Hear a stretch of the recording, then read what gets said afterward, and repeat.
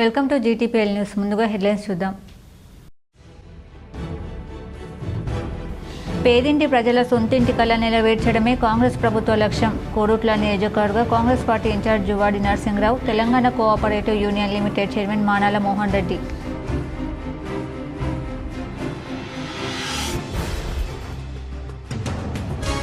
వృద్ధ దంపతుల ఇంట్లో దూరి దాడికి యత్నించిన బీహార్ రాష్ట్రానికి చెందిన కూలీ. కరీంనగర్ జిల్లా శంకరపట్నం మండలం మెట్పల్లి గ్రామ పంచాయతీ పరిధిలోని వెంకటేశ్వర్లపల్లి గ్రామంలో ఘటన. నిందితుడిని స్తంభానికి కట్టేసిన గ్రామస్తులు.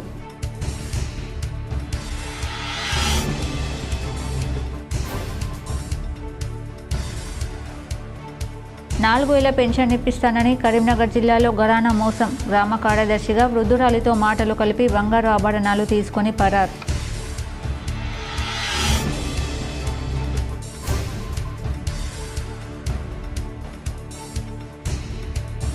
మెట్పల్లిలో అమ్మ చారిటబుల్ ట్రస్ట్ ఆధ్వర్యంలో ప్రాణదాత కటకం గణేష్కు ఘన సన్మానం.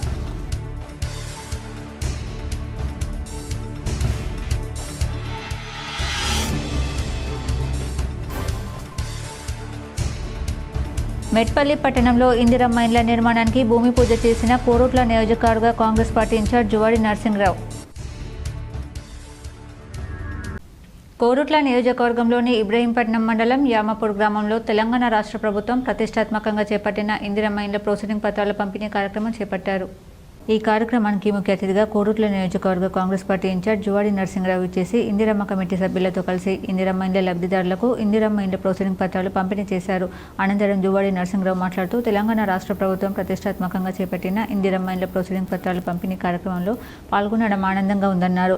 ఏ రాష్ట్రంలో లేని విధంగా ప్రతి పేదింటి వారి సొంత కలను నెరవేర్చాలన్నదే ఉద్దేశంతో రాష్ట్ర ప్రభుత్వం ఇందిరమ్మ ఇండ్ల పథకాన్ని అమలు చేస్తూ ముందుకు వెళ్లడం జరుగుతుందని, ఇప్పటికే నియోజకవర్గంలోని ప్రతి మండలంలో ఒక్కో గ్రామాన్ని పైలట్ ప్రాజెక్టుగా తీసుకుని ఇందిరమ్మ ఇండ్ల నిర్మాణాలు ప్రారంభించడం జరిగిందన్నారు.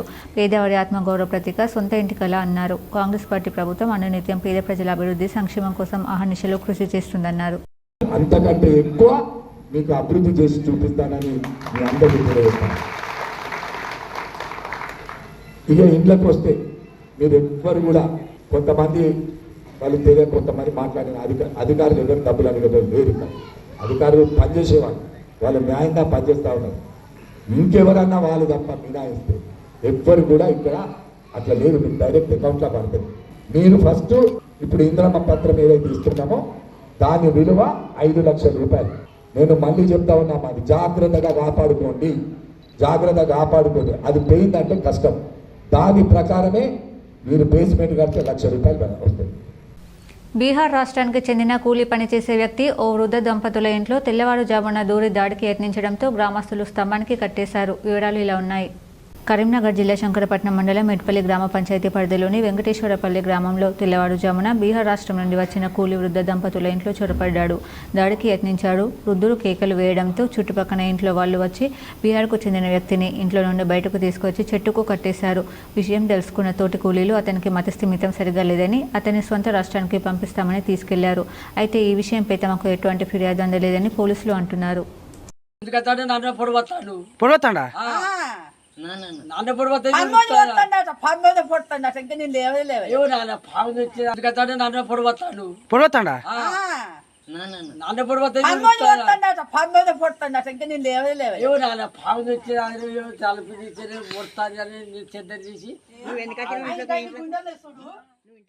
నాలుగు వేల పెన్షన్ ఇప్పిస్తానని కరీంనగర్ జిల్లాలో ఘరానా మోసం జరిగింది. గ్రామ కార్యదర్శిగా వృద్ధురాలితో మాటలు కలిపి బంగారు ఆభరణాలు తీసుకుని పరారయ్యాడు.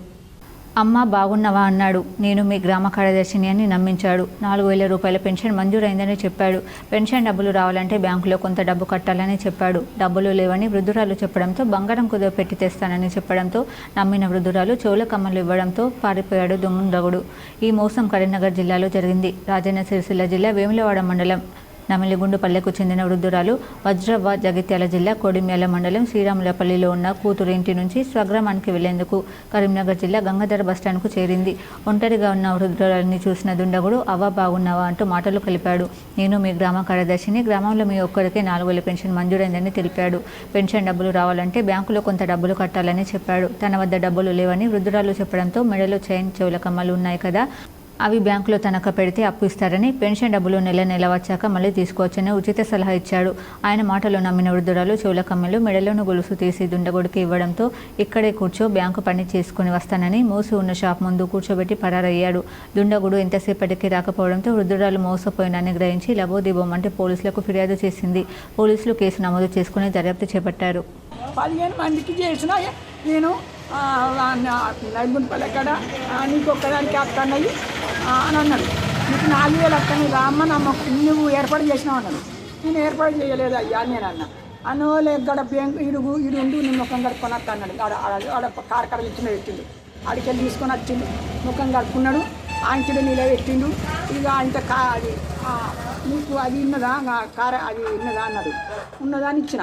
అది ఇవ్వనోలే ఈ మంగళసూత్రం ఇవ్వని మేడం 1000 రూపాయలు ఇవ్వని మంగళసూత్రం ఇవ్వన్నది అని అన్నాడు. అయ్యో నాకు లేదు కదా మంగళసూత్రం, నాకు లేదు, నమ్మ కూడా చచ్చిపోయింది అయ్యా, నా చూస్తుంది అయ్యా అని అంటే అని వచ్చి కమ్మలు తీసుకున్నాడు. ఇది తీసుకున్నాడు. ఆయనతో వెళ్ళి గిరి దాకా గడి దాకా పోయిన వాళ్ళే అటు వచ్చిండు. ఈ ఏడ్చుకుంటా పోయినగా ఇవో రా బాంచన బా పుచ్చలు తాడు తీసుకపోయిరా అంటే ఎవరు సప్లై చేస్తలేరు అయ్యా. ఏం పేరమ్మా? అయ్యా నీ పేరు? నా పేరు వజ్రమ్మ, గోలి వజ్రమ్మ. అట్లా సూత చెప్పిండు, నీ పేరు గోలి వజ్రమ్మ అన్న, మీ ఇంటి పేరు నీ ఇంటికేనా అన్నాడు. మా ఇంటికే వచ్చింది అన్నాడు. ఏ ఊరు మీది? నైన్గుంటపల్లి. నవీన్గుంటపల్లి. ఆధార్ కార్డు తీయ అన్నాడు. ఆధార్ కార్డు కూడా తీసుకుపోయాడా? ఉన్నది ఆధార్ కార్డా. ఏం బండి విన వచ్చిండా? బండి విన రాలి అటుకి తొలకొచ్చిండు. ఆడ బండి ఎడ పెట్టుకున్నాడు. పోరాడేనా పెద్దోడా? ఒక్కడే మంచిగానే ఉన్నాడు పక్కగా. పేదింటి ప్రజల సొంత ఇంటి కళ నెరవేర్చడమే కాంగ్రెస్ ప్రభుత్వ లక్ష్యమని కోరుట్ల నియోజకవర్గ Congress party incharge Juvadi Narasimharao, Telangana cooperative union limited chairman Manala Mohan Reddy అన్నారు. జగిత్యాల జిల్లా కోరుట్ల నియోజకవర్గంలోని మల్లాపూర్ మండల కేంద్రంలో కాంగ్రెస్ పార్టీ ప్రభుత్వం ప్రతిష్టాత్మకంగా చేపట్టిన ఇందిరమ్మ ఇండ్ల ప్రొసీడింగ్ పత్రాల పంపిణీ కార్యక్రమం చేపట్టారు.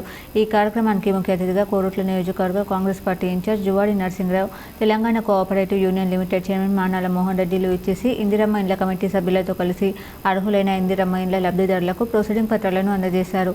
అనంతరం వారు మాట్లాడుతూ గత 10 సంవత్సరాలు అధికారంలో ఉండి బీఆర్ఎస్ పార్టీ చేయలేని పనిని కాంగ్రెస్ పార్టీ ప్రభుత్వం ఏర్పడిన 18 నెలల వ్యవధిలోనే అర్హులైన వారందరినీ గుర్తించి ఇందిరమ్మ ఇండ్ల ప్రొసీడింగ్ పత్రాలను పంపిణీ చేయడం జరుగుతుందన్నారు. పేద ప్రజలు కూడా సన్నబియ్యంతో కడుపు నిండా తినాలనే సంకల్పంతో కాంగ్రెస్ పార్టీ ప్రభుత్వం అర్హులందరికీ రేషన్ కార్డులు మంజూరు చేస్తూ రేషన్ దుకాణాల ద్వారా సన్నబియ్యాన్ని పంపిణీ కార్యక్రమం నిర్వహిస్తుందన్నారు. కాంగ్రెస్ పార్టీ ఎన్నికల్లో ఇచ్చిన హామీ మేరకు అన్ని గ్యారెంటీలను అమలు పరుస్తూ అభివృద్ధి సంక్షేమ వైపు ముందుకు సాగుతుందన్నారు. ఈ కార్యక్రమంలో జువాడి నరసింహరావుతో పాటు Telangana cooperative union limited chairman Manala Mohan Reddy, Congress party వివిధ హోదాల నాయకులు, కార్యకర్తలు తదితరులు పాల్గొన్నారు. చేయడం జరిగింది. మల్లాపూర్ మండలానికి కోరుట్ల నియోజకవర్గంలో అత్యంత పెద్ద మండలం. దీనికి దాదాపు 720 ఇండ్లు మంజూరు చేయబడడం జరిగింది. 3,500 ఇండ్లు నియోజకవర్గానికి ఇస్తే 2 మున్సిపాలిటీలు ఉన్నాయి, కోరుట్ల ఒకటి, మెట్పల్లి. చిల్లర ఇళ్ళకు తప్ప ఎక్కువ ఇవ్వలేదు.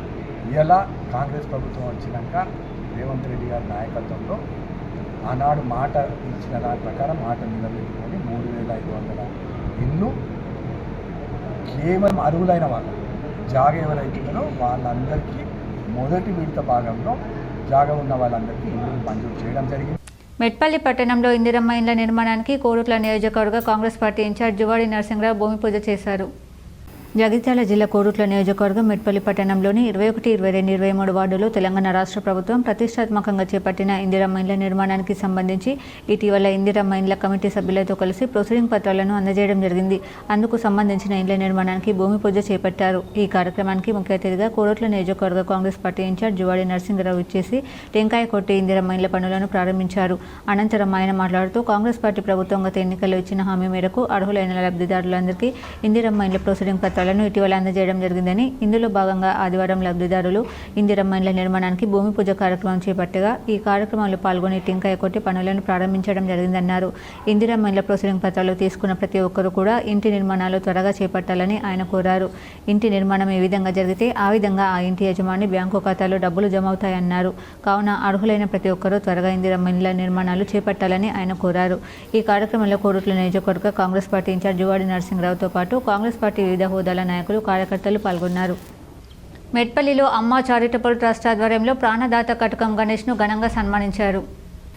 జగిత్యాల జిల్లా మెట్పల్లి పట్టణంలో అమ్మా చారిటబుల్ ట్రస్ట్ ఆధ్వర్యంలో ప్రపంచ రక్తదాతల దినోత్సవం సందర్భంగా సామాజికవేత్త, రక్తదాన సంధానకర్త, ప్రాణదాత కటకం గణేష్తో పాటు మరికొద్ది మంది రక్తదాతలకు ఆత్మీయంగా ఘన సన్మానం చేశారు.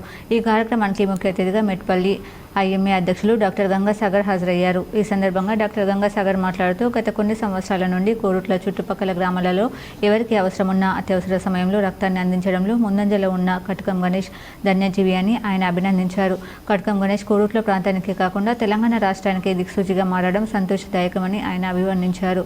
కోరుట్ల పట్టణంలో 2007 సంవత్సరంలో రక్తదాన ఉద్యమం ప్రారంభించి నేటికి 18 సంవత్సరాలలో 4250 మంది రక్తదాతలతో రక్తాన్ని పెంచిన కటకం గణేష్ గొప్ప వ్యక్తి అని ఆయన కొనియాడారు.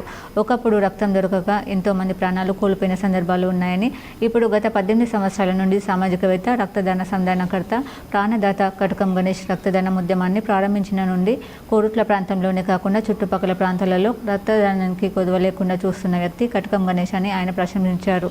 ముందు భవిష్యత్తులో మరింత మందికి రక్తాన్ని అందించి ప్రాణాలను కాపాడి ఇలాంటి మరెన్నో కార్యక్రమాలను చేపట్టి ఇంకా మునుముందు మెరుగైన సేవలు అందిస్తూ మరికొంతమంది రక్తదాతలను తయారు చేయాలని ఆయన కోరారు. ఈ కార్యక్రమంలో అమ్మ చారిటబుల్ ట్రస్ట్ వ్యవస్థాపకులు పుల్ల శ్రీనివాస్ గౌడ్, డాక్టర్ రవీందర్, స్వచ్ఛంద సంస్థల సభ్యులు, యువజన సంఘాల సభ్యులు తదితరులు పాల్గొన్నారు. వెలకట్టలేని నాన్న ప్రేమకు సరిసమానంగా తిరిగి ప్రేమించలేం. ఏ కానుకలైనా నాన్న లాలనకు సరితూగలేవు. కానీ బిడ్డలతో గడిపిన జ్ఞాపకాలు నాన్నకు ఎప్పుడూ అపురూపమే. ఆ క్షణాలు చిరకాల మధుర స్మృతులే. ఫాదర్స్ డే సందర్భంగా K6 స్పెషల్ ఫోకస్. నాన్న చేయి పట్టుకొని నడిచిన తొలి అడుగుల చిత్రాల దగ్గర నుంచి కుటుంబం అంతా కలిసి వెళ్లిన యాత్రల ఫోటోల వరకు ప్రతి జ్ఞాపకాన్ని వీడియోలా మార్చేయొచ్చు. ఫోటోకే కదలికల్ని జత చేస్తున్నాయి. ఇవి నిజంగా వీడియోలు తీసినట్టుగానే కనిపిస్తాయి. Old photo, AI, HitPaw, clip love ఇలా కృత్రిమ మీదతో పనిచేసే ఎన్నో యాప్స్ అందుబాటులో ఉన్నాయి. వాటి సాయంతో ఎంతో సులువుగా ఫోటోల్ని వీడియోలా చేసి చూపొచ్చు. అంతేనా, AI సాంకేతికత ఉపయోగించి ఫోటోల్లోని వ్యక్తులతో మాట్లాడిస్తూ AI టాకింగ్ ఫోటోల్ని క్రియేట్ చేయొచ్చు. ఇంకా నాన్నతో మన అనుబంధాన్ని చూపించే పుస్తకాన్ని ఇవ్వచ్చు. పర్సనలైజ్డ్ బుక్స్, పోర్ట్రేట్ బయోగ్రఫీ పేరుతో రకరకాల సంస్థలు కస్టమైజ్డ్ పుస్తకాలని చేసి పెడుతున్నాయి. మన వివరాలు ఫోటోలతో తయారు చేసిస్తారు. అంతేకాదు, నాన్న వాడే కీ చైన్, పర్సు ఇలా అన్నింటిలోనూ కస్టమైజేషన్ ప్రత్యేకతను చూపించవచ్చు. చొక్కా, బెల్ట్, వాచ్ ఇలా రకరకాల వస్తువులతో కలిపి గిఫ్ట్ హ్యాంపర్లు చేసి పెట్టే ఆన్లైన్ దుకాణాలు అందుబాటులో ఉన్నాయి. వీటిల్లో నాన్నకి ఇష్టమైన బహుమతిని ఎంచుకొని సర్ప్రైజ్ చేయొచ్చు. ఈ నెలాఖరులోగా స్థానిక సంస్థల ఎన్నికలకు షెడ్యూల్ విడుదలవుతుందని తెలంగాణ మంత్రి పొంగులేటి శ్రీనివాసరెడ్డి తెలిపారు. సోమవారం నిర్వహించే కేబినెట్ సమావేశంలో చర్చించిన అనంతరం స్థానిక సంస్థల ఎన్నికల తేదీపై స్పష్టత ఇస్తామని మంత్రి పొంగులేటి శ్రీనివాసరెడ్డి చెప్పారు. తొలుత ఎంపీటీసీ, జెడ్పీటీసీ ఎన్నికలు, ఆ తర్వాత సర్పంచ్, మున్సిపల్ ఎన్నికలు జరుగుతాయని తెలిపారు. కూసుమంచిలోని క్యాంప్ కార్యాలయంలో వివిధ ప్రాంతాల ముఖ్య నేతలతో మంత్రి సమావేశం నిర్వహించారు. స్థానిక ఎన్నికలకు 15 రోజుల గడువు మాత్రమే ఉందని, కాంగ్రెస్ శ్రేణులు సిద్ధం కావాలని పొంగులేటి సూచించారు. గ్రామాల్లో చిన్న చిన్న లోటుపాట్లు ఉంటే వాటిని సరిదిద్దుకొని ముందుకెళ్లాలని చెప్పారు. గెలిచే అవకాశాలున్న అభ్యర్థులను ఎంపిక చేస్తామన్నారు. వారం రోజుల్లో రైతు భరోసా, సన్నాలకు బోనస్లను రైతుల ఖాతాల్లో జమ చేస్తామన్నారు. సంక్షేమ పథకాలను ప్రజల్లోకి తీసుకెళ్లాల్సిన బాధ్యత స్థానిక నేతలదేనని చెప్పారు. దేశవ్యాప్తంగా ఉన్న మావోయిస్టుల ఉనికి లేకుండా చేయడమే లక్ష్యంగా కేంద్ర ప్రభుత్వం వివిధ రాష్ట్రాలతో కలిసి ముందుకెళ్తున్న విషయం తెలిసిందే. ఇందులో భాగంగా ఇటీవల కొద్ది రోజులుగా ఆపరేషన్ కగార్ పేరుతో అడవులను జల్లెడపడుతూ మావోయిస్టులను హతమారుస్తున్నారు. ఇప్పటికే వందల సంఖ్యలో మావోయిస్టులు ఎన్కౌంటర్లో మరణించారు. వీరిలో గత కొన్ని దశాబ్దాలుగా పార్టీలో ఉన్న కీలక నేతలు కూడా ఉన్నారు. అయితే మావోయిస్టులపై కేంద్ర బలగాల చర్యలను మానవ హక్కుల సంఘాలు తీవ్రంగా ఖండిస్తున్నారు. వారితో శాంతి చర్చలు జరపాలని డిమాండ్ చేస్తున్నారు. కానీ కేంద్ర ప్రభుత్వం మాత్రం ఏమాత్రం తగ్గకుండా మావోయిస్టుల ఏరివేత లక్ష్యంగా ముందుకు సాగుతోంది. ఈ క్రమంలో ఆపరేషన్ కగార్ను నిరసిస్తూ ఈ నెల 20న ఏపీ, తెలంగాణ రాష్ట్రాల బంద్కు మావోయిస్టు నేతలు పిలుపునిచ్చారు.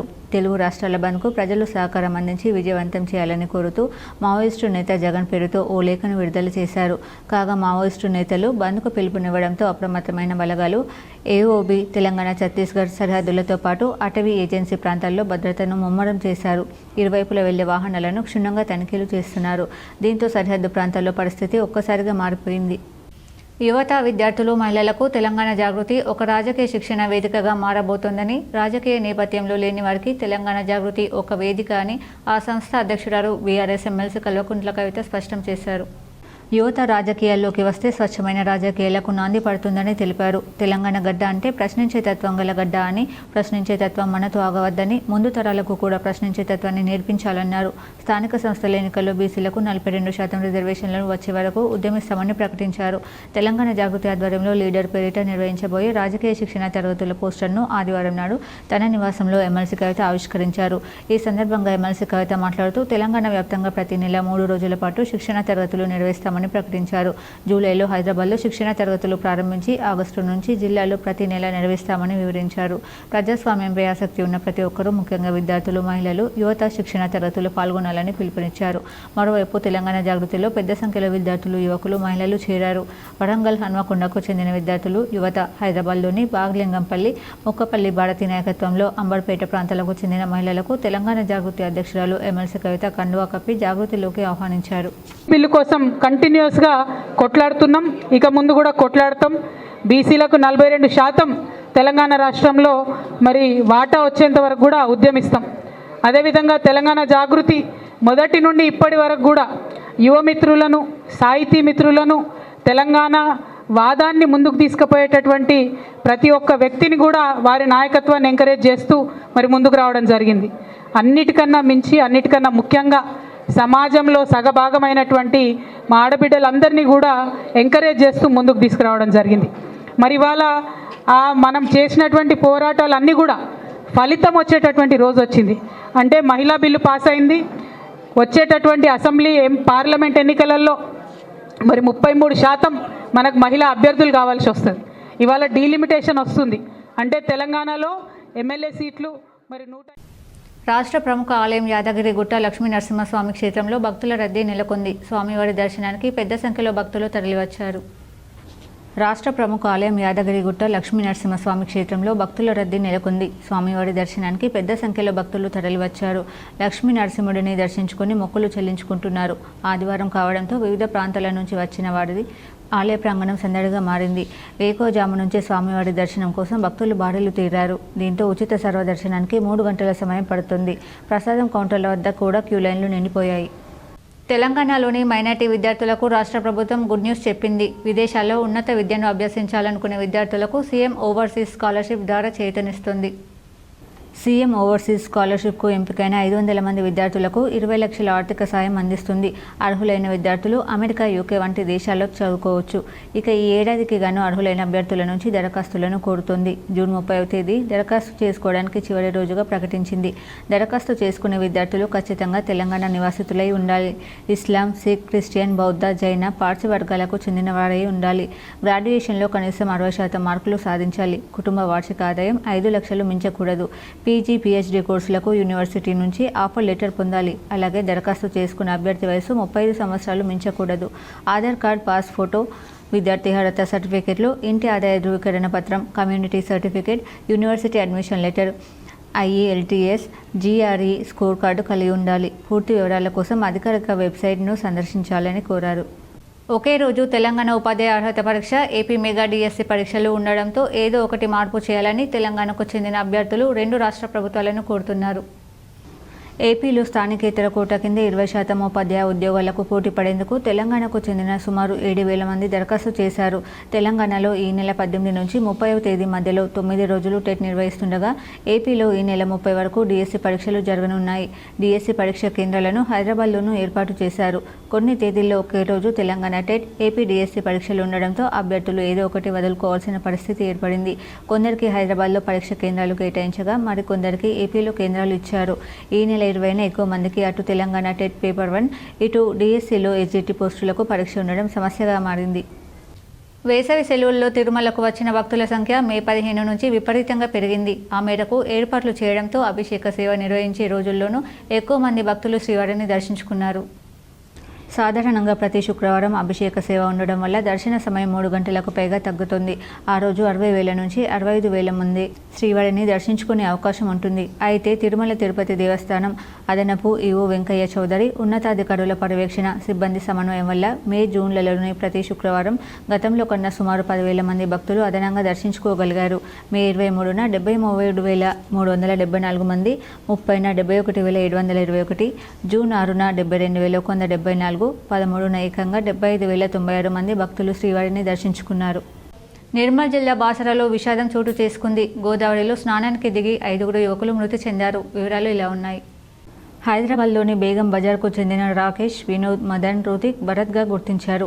మృతదేహాలను పోస్టుమార్టం నిమిత్తం బైన్సా ప్రభుత్వ ఆసుపత్రికి తరలించారు. 18 మంది కుటుంబ సభ్యులు గోదావరిలో పుణ్యస్నానాలకు ఇక్కడికి వచ్చారు. అమ్మవారి దర్శనానికి ముందు గోదావరి నదిలో పుణ్యస్నానాలు చేయడానికి బోటుపై నది మధ్యలోకి వెళ్లారు. ఈ క్రమంలో 5 స్నానం చేస్తూ నీట మునిగి మృతి చెందారు. స్థానికులు గజ ఈతగాళ్ల సాయంతో మృతదేహాలను బయటకు తీశారు. సీఎం మల్లేష్, ఎస్ఐ శ్రీనివాస్ సంఘటనా స్థలాన్ని పరిశీలించారు. కేసు నమోదు చేసి దర్యాప్తు చేస్తున్నట్లు తెలిపారు. వార్తలు ముగించే ముందు హెడ్లైన్స్ మరోసారి. పేదింటి ప్రజల సొంతింటి కళ నెరవేర్చడమే కాంగ్రెస్ ప్రభుత్వ లక్ష్యం. కోరుట్ల నియోజకవర్గ Congress party incharge Juvadi Narasimharao, Telangana cooperative union limited chairman Manala Mohan Reddy.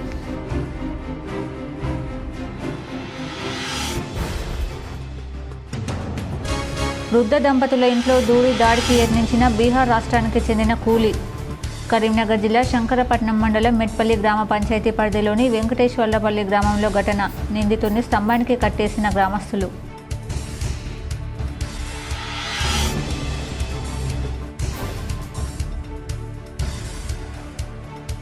నాలుగేళ్ల పెన్షన్ ఇప్పిస్తానని కరీంనగర్ జిల్లాలో ఘరానా మోసం. గ్రామ కార్యదర్శిగా వృద్ధురాలితో మాటలు కలిపి బంగారు ఆభరణాలు తీసుకొని పరార్.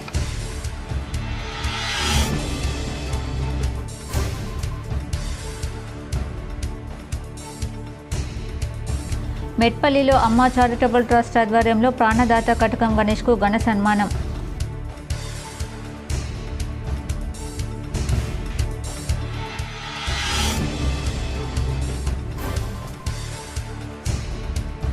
మెట్పల్లి పట్టణంలో ఇందిరమ్మ ఇండ్ల నిర్మాణానికి భూమి పూజ చేసిన కోరుట్ల నియోజకవర్గ కాంగ్రెస్ పార్టీ ఇన్ఛార్జ్ జువాడి నరసింహరావు. ఈ వార్తలు ఇంతటితో సమాప్తం. తిరిగి ప్రసారమయ్యే వార్తలు మళ్ళీ కలుద్దాం. అంతవరకు చూస్తూనే ఉండండి మీ జీటీపీఎల్ న్యూస్.